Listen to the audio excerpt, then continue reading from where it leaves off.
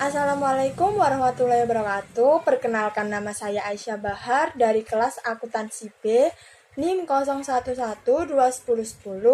Pada kali ini saya akan mempresentasikan mengenai restrukturisasi perusahaan. Materi yang akan saya presentasikan pada kali ini adalah mengenai pengertian dari restrukturisasi perusahaan, jenis-jenisnya, kinerja tentang perusahaan, serta restrukturisasi perusahaan dan kinerja perusahaan. Pertama-tama saya akan menjelaskan mengenai pengertian dari restrukturisasi.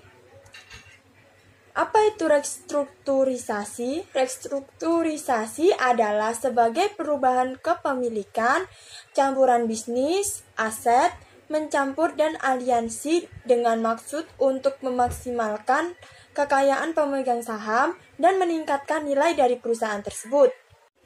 Menurut Norley, Swenson, dan Marshall, mendefinisikan restrukturisasi sebagai tindakan untuk menata ulang struktur hukum, kepemilikan, operasional, atau struktur lain dari sebuah perusahaan dengan tujuan membuatnya lebih menguntungkan dan menjadi lebih baik.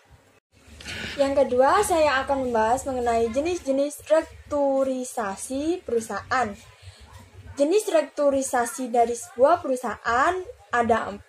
Pertama, restrukturisasi keuangan. Yang kedua, restrukturisasi portofolio. Yang ketiga, restrukturisasi operasional. Dan yang keempat adalah restrukturisasi manajerial. Pertama-tama, saya akan menjelaskan mengenai restrukturisasi keuangan. Restrukturisasi keuangan merupakan perubahan substansial dalam struktur keuangan perusahaan atau kepemilikan atau kontrol yang dirancang untuk meningkatkan nilai dari perusahaan tersebut. Biasanya ada kesepakatan dengan pihak ketiga untuk memutuskan klaim kreditor berdasarkan persyaratan dan ketentuan tertentu. Beberapa tindakan yang dapat dikategorikan sebagai bentuk restrukturisasi keuangan adalah restrukturisasi hutang dan penerbitan saham baru. Yang kedua adalah restrukturisasi portofolio. Restrukturisasi portofolio adalah mengubah konfigurasi portofolio dengan menjual aset atau jenis aset yang tidak diinginkan dan menggantikan dengan aset pilihan. Beberapa bentuk restrukturisasi portofolio antara lain meliputi spin-off, sell aset, akuisisi, diinvestasi, penutupan lini bisnis, dan pembukaan lini bisnis baru. Yang ketiga adalah restrukturisasi operasional. Restrukturisasi operasional adalah identifikasi penyebab penurunan performance operasional dan pengembangan strategi untuk mencapai perbaikan. Artinya, restrukturisasi operasional berfokus pada profitabilitas operasi. Tidak membahas struktur permodalan atau struktur pembiayaan perusahaan. Hampir semua orang memahami bahwa bentuk restrukturisasi operasional antara lain efisiensi dan PHK. Beberapa bentuk restrukturisasi operasional adalah PHK, pemotongan biaya operasional, mengubah belanja modal, reorganisasi internal, perubahan kontrol, pengelolaan aset beresiko, dan pengelolaan daya saing. Dan yang keempat adalah restrukturisasi manajerial, merupakan penyusunan ulang komposisi manajemen, struktur organisasi, pembagian kerja, sistem operasional, dan hal lain-lain yang berkaitan dengan masalah manajerial dan organisasi. Restrukturisasi manajerial terdiri dari perubahan dalam eksekutif puncak manajemen perusahaan. Adapun tindakan yang dapat dikategorikan sebagai bentuk restrukturisasi manajerial antara lain adalah penggantian CEO, reorganisasi internal, dan perubahan kontrol. Dan yang ketiga, saya akan membahas mengenai kinerja dari suatu perusahaan.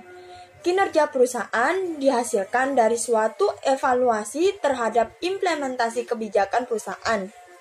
Penilaian terhadap kinerja perusahaan yang dimaksudkan untuk menilai dan mengevaluasi dengan tujuan perusahaan, yaitu meningkatkan kemakmuran pemegang saham atau nilai perusahaan tersebut. Seperti yang dijelaskan oleh Siegel dan Sim, bahwa pengukuran kinerja merupakan suatu perhitungan tingkat efektivitas dan efisiensi suatu perusahaan dalam kurun waktu tertentu untuk mencapai suatu hasil yang optimal. Dan yang keempat, saya akan membahas mengenai restrukturisasi dari perusahaan dan kinerja perusahaan. Tindakan restrukturisasi cenderung mempengaruhi kinerja perusahaan. Bentuk restrukturisasi ini berbeda dalam organisasi yang berbeda.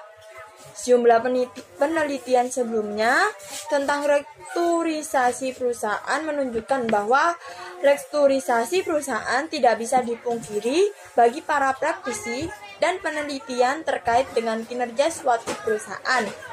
Restrukturisasi organisasi menghasilkan profitabilitas yang lebih baik, peningkatan pendapatan, margin keuntungan, pengembalian aset setelah restrukturisasi, dan pertumbuhan pasar. Restrukturisasi organisasi bermanfaat dalam beberapa hal yang tidak terbatas pada penurunan biaya operasional, tetapi dapat membantu dalam formulasi yang lebih baik dan implementasi yang strategis.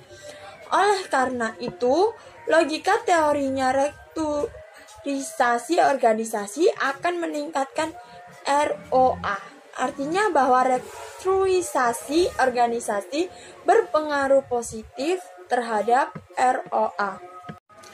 Sekian presentasi dari saya. Bila ada kata atau salah mohon dimaafkan. Wassalamualaikum warahmatullahi wabarakatuh. Terima kasih.